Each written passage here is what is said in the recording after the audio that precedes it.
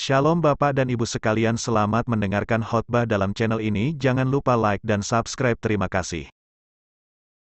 Saya seorang ibu, beberapa waktu yang lalu saya ada WA ke ibu untuk minta dibantu dalam doa.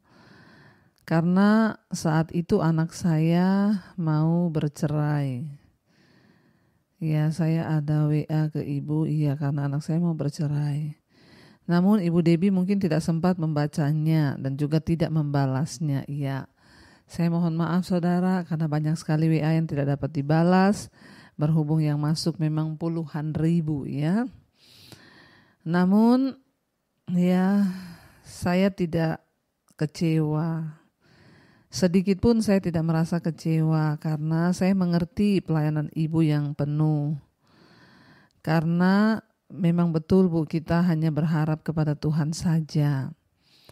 Saya juga ingat apa yang Ibu Debbie sampaikan firman Tuhan, bahwa perceraian itu bukanlah jalan keluar, dan firman Tuhan berkata apa yang dipersatukan Tuhan tidak boleh diceraikan oleh manusia. Setiap malam ketika mengikuti mesbah doa, saya selalu menangis sambil dalam hati saya memohon kepada Tuhan agar Tuhan menyelamatkan anak saya, dan saya terus menyebut namanya. Saya tidak pernah berhenti berharap dan saya mohon mujizat dari Tuhan.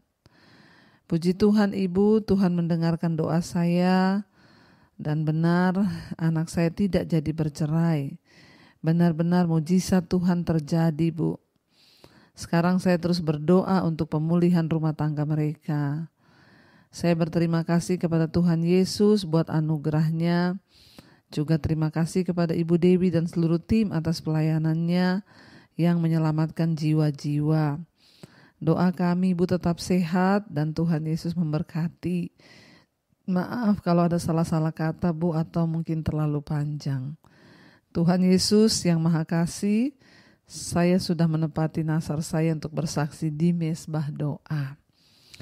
Iya, puji Tuhan. Ya, satu kesaksian yang luar biasa saudara, benar. Makanya saya sering kali berkata cari Tuhan. Bukan karena doa pendeta hebat, bukan karena doa pendeta besar, tetapi Tuhan mau berurusan secara pribadi dengan saudara. Ketika saudara datang secara pribadi kepada Tuhan, maka Tuhan itu sanggup ya untuk ya membuat mujizat. Buktinya Ibu WA ke saya belum sempat balas. Tapi Ibu tidak pernah berhenti, bahkan tidak kecewa ya untuk terus berharap kepada Tuhan. Kita mendengar bahwa ya Tuhan menjawab, anaknya tidak jadi bercerai dan biarlah terus pemulihan demi pemulihan boleh terjadi. Luar biasa, terima kasih ya buat Ibu yang sudah mengirim kesaksian. Saya juga membaca malam ini ada begitu banyak ya di live chat yang masuk berkata sakit ya saudara, lagi demam. Kita berdoa memang hari-hari ini ya cuaca tidak baik, saya pun nih sedang tidak enak badan, tapi kita percaya bahwa ya Tuhan pegang kendali atas hidup kita. Jaga kesehatan, banyak minum air putih ya, dan biar disembuhkan Tuhan yang sakit. Baik saudara, kita akan melanjutkan pembacaan firman Tuhan malam ini. Kemarin kita sudah selesaikan ya Keluaran pasal yang ketiga. Musa bertanya kepada Allah, Tuhan, kalau aku datang kepada bangsa ini, lalu mereka bertanya, siapa yang mengutus engkau? Ya, bagaimana tentang nama Tuhan? Lalu Tuhan berkata, katakan kepada mereka, aku adalah aku. Ya, itu adalah pernyataan tegas dari Tuhan, bahwa Tuhan adalah Tuhan yang tidak berubah. Aku adalah aku, dia berkata. Ya, akhirnya Musa berangkat sekalipun lewat ya banyak pergumulan, tetapi Musa taat. Baik, kita akan baca hari ini dari Keluaran pasal yang keempat. Sekarang kita sudah sampai di Keluaran pasal yang keempat. Ayat yang pertama kita akan baca saudara. Keluaran pasal 4 ayat yang pertama, firman Tuhan berkata di sana.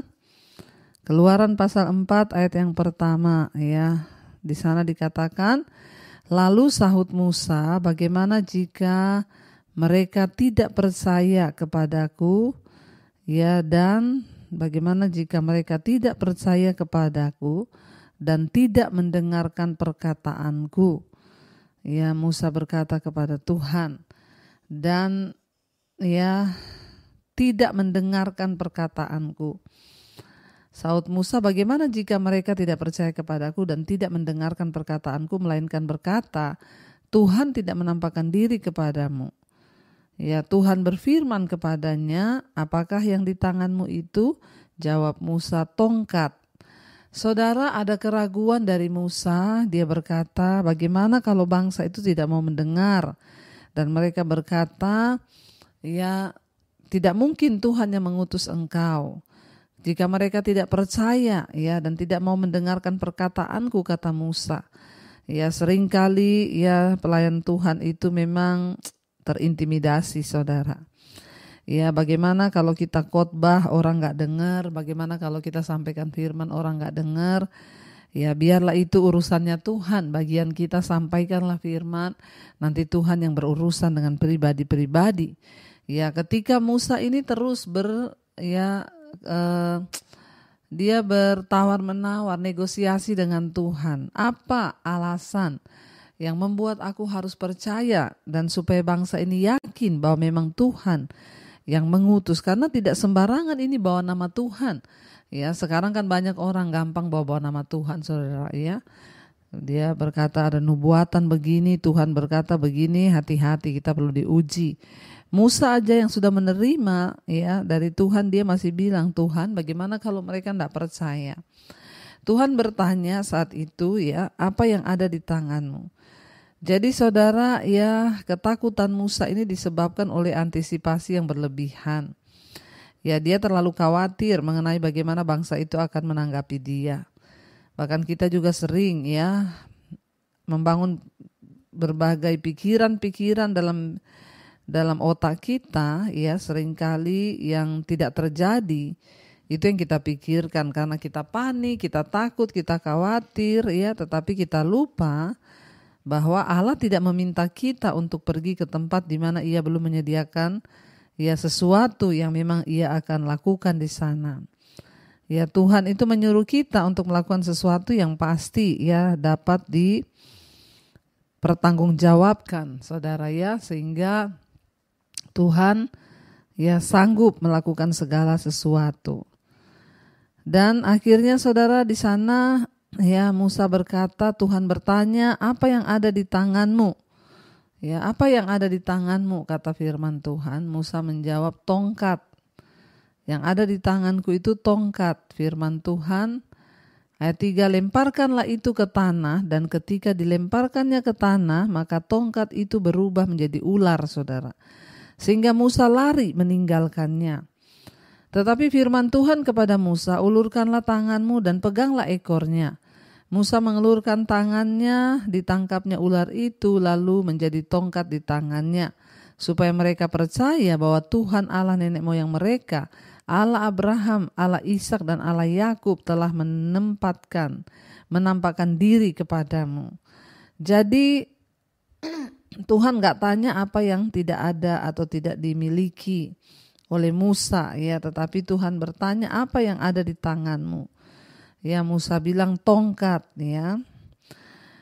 Kenapa Musa membawa tongkat? Karena dia seorang gembala, saudara, ya. Jadi tongkat gembala itu biasanya berupa tangkai kayu yang berukuran 3-6 kaki dengan kaitan yang melengkung pada bagian atasnya. Para gembala menggunakannya untuk berjalan, menuntun domba-dombanya, membunuh ular, dan banyak pekerjaan lainnya yang memakai tongkat itu. Meskipun demikian, itu tetap hanya sebuah tongkat. Namun di tangan Tuhan, ya, Allah merubah tongkat itu menjadi sesuatu yang berkuasa. Tongkat yang sederhana, ya, dibawa Musa sebagai tanda untuk mengajari Musa bahwa sebuah pelajaran penting, ya, Allah kadang senang memakai hal-hal yang biasa untuk tujuan-tujuan yang luar biasa. Ya, apakah hal-hal biasa dalam hidup kita, ya, yang kita miliki, saudara? Jangan minder, ya, tetap percaya. Jangan bilang saya ini tidak sekolah pintar, saya tidak sekolah tinggi. Ya, tapi selama engkau menyerahkan hidupmu kepada Tuhan, maka Tuhan sanggup memakai dan mengubahkan apa yang ada padamu menjadi sesuatu yang luar biasa, saudara. Ya, lalu Tuhan mengubah tongkat itu menjadi ular dan akhirnya Musa memegang kembali menjadi tongkat. Ayat 6, lagi firman Tuhan kepadanya, masukkanlah tanganmu ke dalam bajumu, dimasukkannya tangannya ke dalam bajunya, dan setelah ditariknya keluar, maka tangannya kena kusta, putih seperti salju. Sesudah itu firman-Nya, masukkanlah tanganmu kembali ke dalam bajumu. Musa memasukkan tangannya kembali ke dalam bajunya, dan setelah ditariknya keluar, maka tangan itu pulih kembali seperti seluruh badannya. Ingat saudara, ketika kita ini mengikut Tuhan, maka ada hal-hal ajaib yang akan Tuhan kerjakan. Jangan takut, melangkah saja bersama Tuhan. Karena Tuhanlah yang melakukan. Karena Tuhanlah yang berperkara. Saya tuh kadang-kadang juga diperhadapkan dalam pelayanan, ada orang yang kerasukan, lalu saya harus mendoakan. Karena saya berpikir, kalau setannya pergi saya doakan. Ya, tapi saya selalu berkata, Tuhan bukan aku tetapi Engkau. Ya, secara manusia seringkali kita nggak percaya diri ya.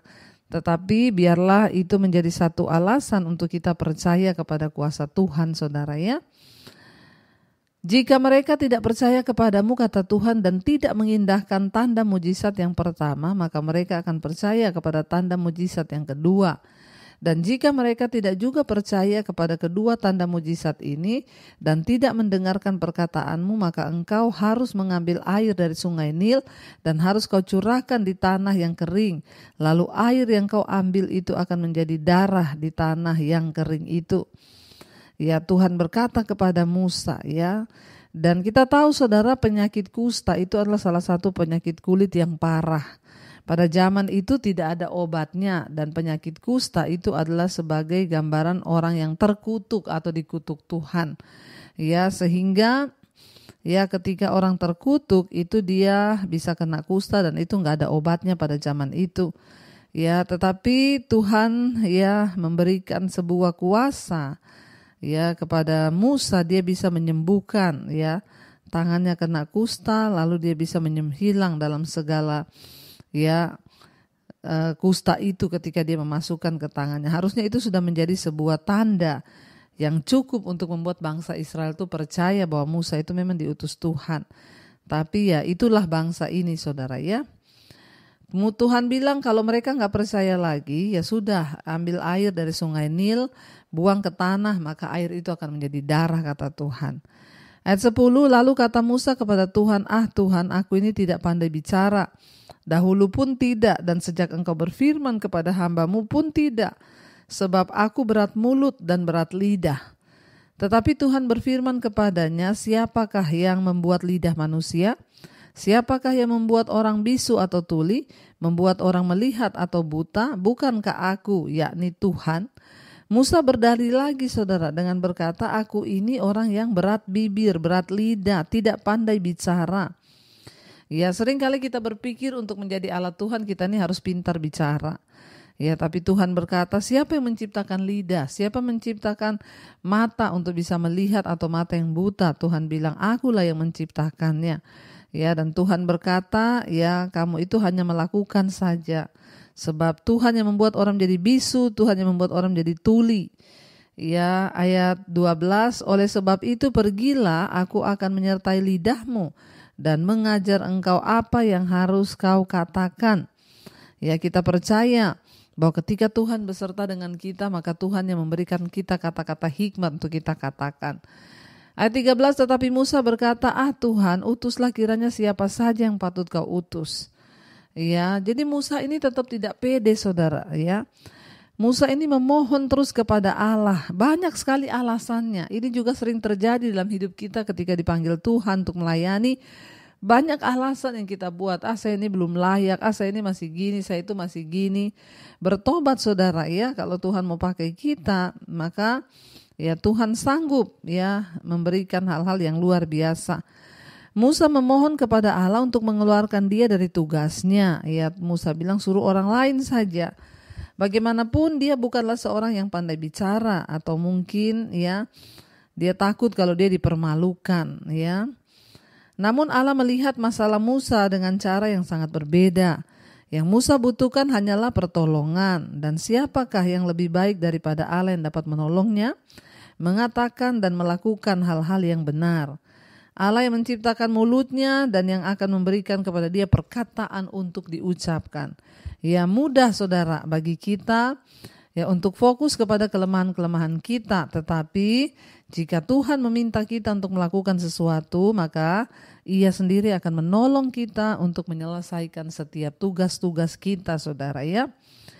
Dan kalau pekerjaan itu membutuhkan beberapa bidang ya dalam kelemahan kita, maka kita dapat percaya bahwa Tuhan sendirilah yang akan meneguhkan kita untuk melakukan setiap pekerjaan itu. Ya, jadi tidak perlu takut. Ya, kita hanya percaya saja bahwa Tuhan sanggup. Jangan berdalih terus kalau mau melayani Tuhan, saudara, ya. Musa berkata ayat 13, ya, suruhlah siapa saja Tuhan yang kau mau suruh, jangan akulah. Pilih saja siapa yang patut. Ya, maka bangkitlah murka Tuhan ayat 14 terhadap Musa dan ia berfirman, bukankah di situ Harun orang Lewi itu kakakmu? Aku tahu bahwa ia pandai bicara, lagi pula ia telah berangkat menjumpai engkau. Dan apabila ia melihat engkau, ia akan bersuka cita dalam hatinya. Maka engkau harus berbicara kepadanya dan menaruh perkataan itu ke dalam mulutnya.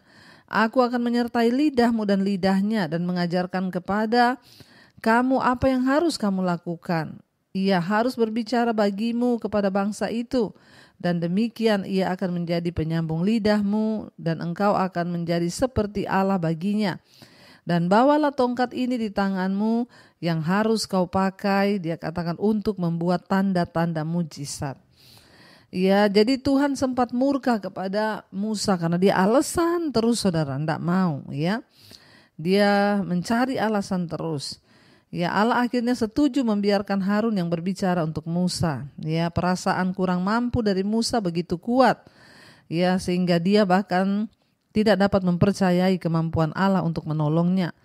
Musa banyak kali harus berurusan dengan perasaan kurang mampunya yang hebat itu. Bahkan ketika ia menghadapi situasi yang sulit atau menakutkan, kita harus mau membiarkan Allah menolong kita, saudara. Jangan sampai kita sudah dipilih Tuhan, tapi karena kita ngeyel, kita nggak mau dengar-dengaran, akhirnya Tuhan lemparkan itu kepada orang lain. Ya, di sini kalau kita lihat kata-kata engkau akan menjadi seperti Allah baginya, itu berarti Musa akan memberitahu kepada Harun apa yang harus dikatakannya sebagaimana yang Allah beritahu kepadanya. Mari kita belajar malam ini bahwa Tuhan itu sanggup, ya. Tuhan itu mampu walaupun kita merasa tidak mampu. Biar hari ini kita semua berkata, Tuhan pakai hidupku. Ya, pakai hidupku untuk menjadi ya alatmu Tuhan, menyampaikan firman Tuhan, ya, bukan harus berkhotbah, tapi siapapun yang kita temui biar kita mau sampaikan firman Tuhan. Baik saudara, ya, kita akan merenungkan firman ini. Biar ini menjadi ya satu peneguhan bagi setiap kita. Tidak ada yang terlalu lemah yang Tuhan gak bisa pakai. Ya, tidak ada yang tidak mampu yang Tuhan gak bisa ubah. Ya, dia Tuhan, dia yang sanggup melakukan segala perkara. Karena itu tetaplah percaya kepada Tuhan sebab dia ya Tuhan yang sanggup. Mari kita tundukkan kepala, kita berdoa. Terima kasih Bapa buat malam ini. Engkau yang memberikan peneguhan bagi kami bahwa Tuhan sanggup memakai hidup kami sekalipun ada banyak kelemahan. Namun kami percaya dan hanya berharap kepada Tuhan. Engkau yang sanggup mengubahkan, Engkau yang sanggup memulihkan. Pakai hidup kami Bapa, ya, supaya kami mempercayai Tuhan yang bisa bekerja lewat hidup kami. Pakai hidup kami menjadi alat-Mu dalam keluarga bagi rekan-rekan yang kami temui untuk menyampaikan firman-Mu Tuhan, supaya mereka yang lemah dikuatkan, yang tersesat dikembalikan kepada jalan Tuhan. Urapi setiap anak-anak-Mu yang berkata, aku mau Tuhan, aku mau dipakai Tuhan. Hamba berdoa untuk setiap rumah tangga keluarga, Tuhan memberkati, mengurapi suami-suami menjadi imam yang benar, istri menjadi penolong, anak-anak hidup takut Tuhan. Kau memberkati juga Bapa setiap keluarga besar kami, orang tua, oma opa kami, Keluarga besar kami Tuhan sertai dan berkati. Kalau ada di antara yang sakit Tuhan malam ini, biarlah dalam nama Yesus ada kesembuhan yang terjadi. Kami berdoa di dalam nama Yesus, yang sakit disembuhkan, yang beban berat Engkau beri kelegaan. Kalau sakit ini terjadi karena dosa, kami patahkan, hancurkan Tuhan. Kuasa dosa kami mohon pengampunan.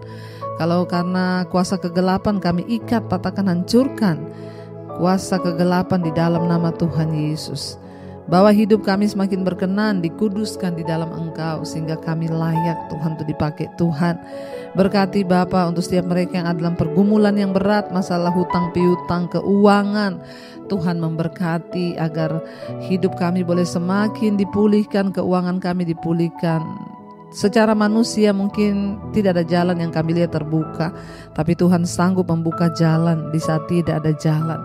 Tuhan juga terus memberkati Bapa untuk setiap mereka yang terikat dengan kuasa-kuasa kegelapan, dengan roh-roh jahat, dengan persinahan, percabulan, homoseksual, lesbian, perselingkuhan, terikat dengan amarah, kepahitan, kebencian, dendam, yang terikat dengan ketakutan, kekhawatiran, intimidasi, yang terikat dengan rokok, minuman keras, obat-obatan terlarang, narkoba.